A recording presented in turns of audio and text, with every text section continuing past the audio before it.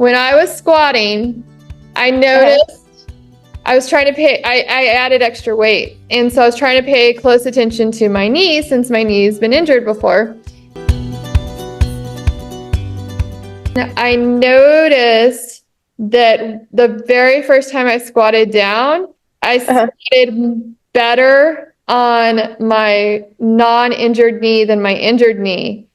And so then being aware of it, I corrected it. But here's what brought me to this topic. I had read somewhere that humans naturally move away from pain. And so if I wouldn't have been paying attention to that, then I could be like perpetuating a problem, right? How do people, one, become aware of the problem and make sure that they're not like making it worse? And then if they're not aware of the problem, what is the downward spiraling impact of that? You know how you were working out in front of a mirror, and did you catch it in front of a mirror when you were going down, or did you actually feel it? I felt it. Okay, you felt it first, and then you looked in the mirror, and then you saw it. Yes, and then I tried it again in the mirror to double check that what I felt was validated. Right. And so that's the thing with injuries is, okay, the first thing you're going to do is feel, and then you're going to pull away, right? Okay, then you need to go to reinforcement of the actual eye contact. And everybody that has an injury needs to get in front of a mirror. That's why it's so important to have a mirror. It's for that feedback for your eyes to see what's going on. And then you can go and to the point of, okay, I'm looking in the mirror and I'm seeing, I'm squatting. Okay, here's my threshold. This is it. This is where the pain starts. Then you stop there and then try again. Because if you're going to go past that point, you're going to start injuring yourself. And so you have to have that feedback from a mirror. You're more aware. And that's why I'm like a big proponent, and you are too, of working out in front of a mirror. Because you're giving yourself double feedback, the feedback of the body naturally and the feedback from the eyes telling the brain, okay, this is our point where we need to stop and start again until the injury gets better and the pain starts to decrease. And then you can start going into that natural deep squat that you really want to do. Yeah, that totally makes sense, because like I would like go down and then I could feel the point after I was aware of it. I was like, okay, this is where I want to stop. I don't want to go any further because I know I will not do it right. And I'm so done. Not today, but in the past, I've filmed myself so that I can see, am I coming down right? Or, am I shifting to one side or the other? You naturally did what they do with college athletes, what they do, high school, the NFL, like naturally you did, okay, I need to look at myself through a camera and see what's wrong. Yeah. And so these high performance athletes all have somebody videoing them to see what they're doing wrong. And then they fix it, the deficit, and they correct it from there and be like, okay, we need to try this, a different alternative. Yeah. So love that. I mean, that was perfect that you did that. Sweet. So feel it or be like hyper aware of it. Hyper aware. Look in the mirror, and if you have access, film it. Film it, and then know that there's always modifications to exercise. Say I wasn't aware of it, and I just kept doing that. Like, what am I going to hurt the knee again? Am I going to hurt the glutes? Like, what's the potential impact of that? If you keep doing it over and over, and it's called a repetitive activity, you're going to injure yourself.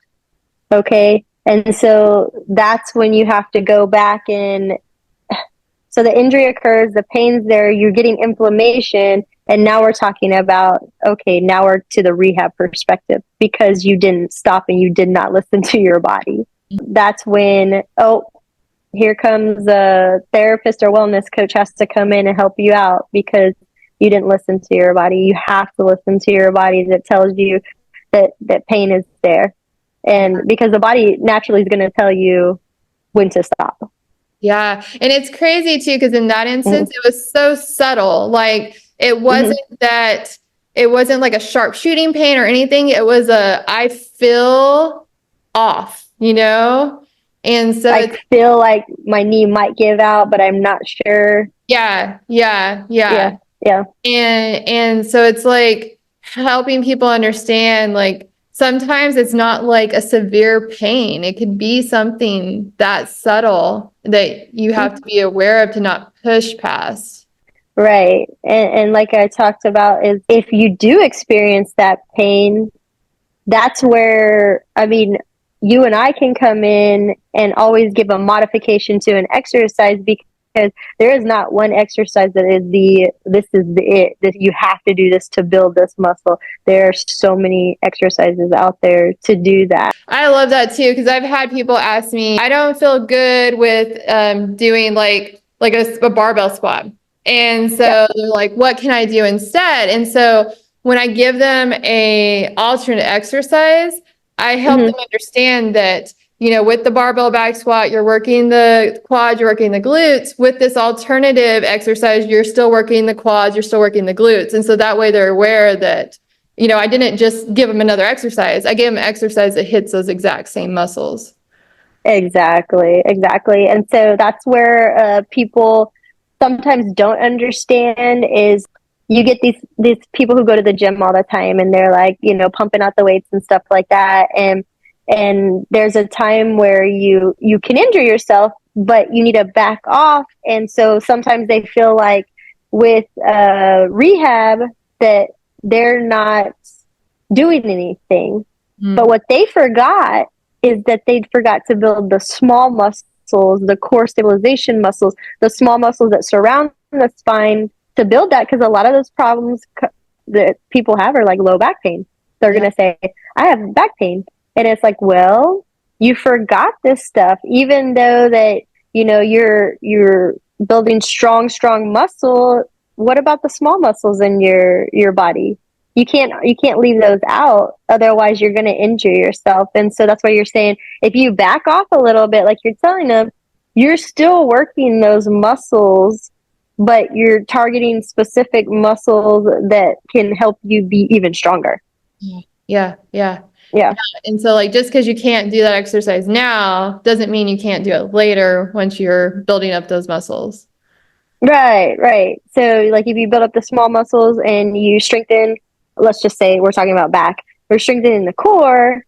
Okay, we're going to go back and we're going to be able to do that deadlift. You're going to be able to do that, you know, because you took a step back and paid attention to your body and listened to your body and said, okay, let's try this. Yeah. I just had another client that she had injured her back by bending over and pulling weeds. And we stopped doing deadlifts and we started focusing a lot on smaller back exercises, like you said, that would seem real simple, like bird dog. Yeah, And simple stuff. yeah. And so to go from lifting heavy deadlifts to me to tell her to do a bird dog was like, wait, I have to do this. But I know. it's so awesome because now fast forward, you know, like almost 2 months have passed and we're back to doing deadlift and she's Exactly. fine now, you know, back to where she needs to be. And time flies. Exactly. Like it's hard to believe that it was 2 months, but time flies. It's Time crazy. does fly, and you don't realize how where you are in the beginning and then where you're going to end up, because like your mind doesn't go there, because our mind is like fast forward. We want things fast. And you know, we have to just be so patient, and we have to tell our clients, right, that you know, this is a different mindset you have right now because you're injured. So you have to say, okay, I this is something new and it's small, but I'm gonna get to the finish line. Yeah. But just be patient. Yeah. Yes. Patience, I feel like, is one of those mindset things I work on a lot with clients. Mm-hmm. I'm sure you do too, because like Yep. it's hard to see that doing something over and over again, little at a time, gets you to your goal versus just like fast forwarding really quick and trying to get there really fast.